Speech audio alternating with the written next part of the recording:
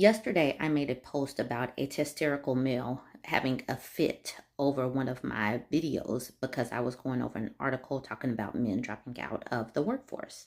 Now, my video was based on an article and data, and this man jumped in and wanted to come at me personally, with the basic who hurt you, where's your man, is your man unemployed, that type of thing.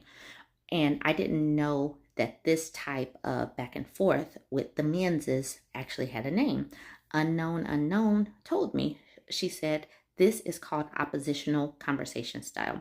I did not know that there was a name for this, but I have definitely experienced it.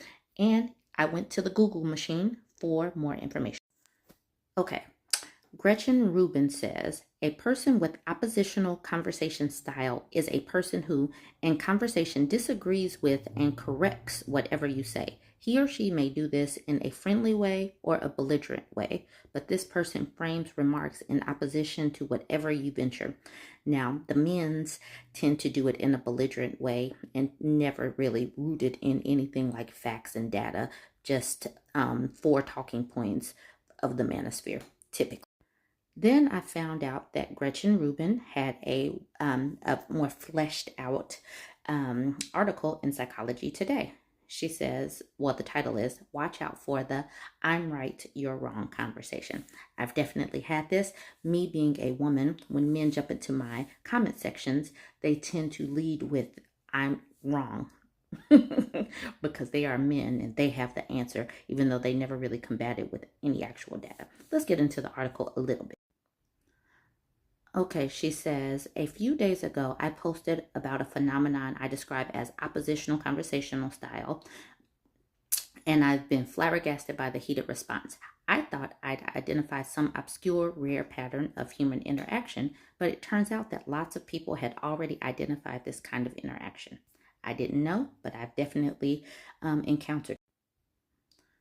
First, people recognize this pattern easily. OCS, it turns out, is a widespread phenomenon. Second, people find it tiresome to be on the receiving end of OCS, to be repeatedly told, I'm right, you're wrong in every context. It gets annoying. Third, at least some people who practice OCS recognize it in themselves and they think there's value to this kind of exchange. They exchange with others in this way because they find it fun to argue, or they want to get facts exactly correct, or because they want to make clear there's another side to an argument, even if they don't particularly believe that side of the argument. They just want to explore. That third one, where you see this when people are like, just to play devil's advocate, what if blah blah blah. So I mean, we can recognize that one. And then she says, fourth, OCS is sometimes related to the Tigger versus Eeyore distinction. OCS seems associated with Eeyordom, though not everyone who exhibits OCS is an Eeyore. And if you haven't watched Winnie the Pooh, Eeyore is the donkey that is always blue. This is a good point. I think it's helpful to watch out for the oppositional conversation style. Sometimes just being able to identify something that's bugging you somehow lessens the annoyance. Instead of reacting to the exchange unthinkingly, you realize, oh, I'm in the presence of an oppositional conversation style. How very interesting. In that case, for me, I block. Well, sometimes I'll give a comment just to make sure that this is what they are doing. Are they trolling? Are they just being negative?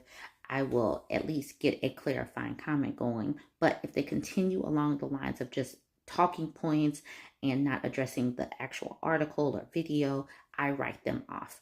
I do screenshot and use that for content, but that's just me because I use their reactions for content and to get, and just to make points, basically. Okay. And for those who use oppositional conversation style, it's helpful to recognize your pattern of behavior, to recognize its likely effects on others. You might not care if you're annoying people, or maybe you do. Whether or not you agree that people should get annoyed, it seems that they are getting annoyed. Now, I doubt that the people that are doing this will listen to this video to the end. because people that practice this are not the ones that are curious about themselves and finding information that might go against what they presently hold true. So, but if you are that person that's always jumping into arguments just to argue, not to actually learn from others or teach, just to be negative or just to disagree, maybe you should step back. But I don't give too many chances on my posts. I just block. So if you're the type that just jumps into my comment section, you won't get very far in the learning process because I block. I have no patience for you. Anyways, y'all jump in the comments. Let me know what you think. Is this a new term? Have you seen this in action, even if you haven't seen the term? All right, y'all have a good one. Like, comment, share.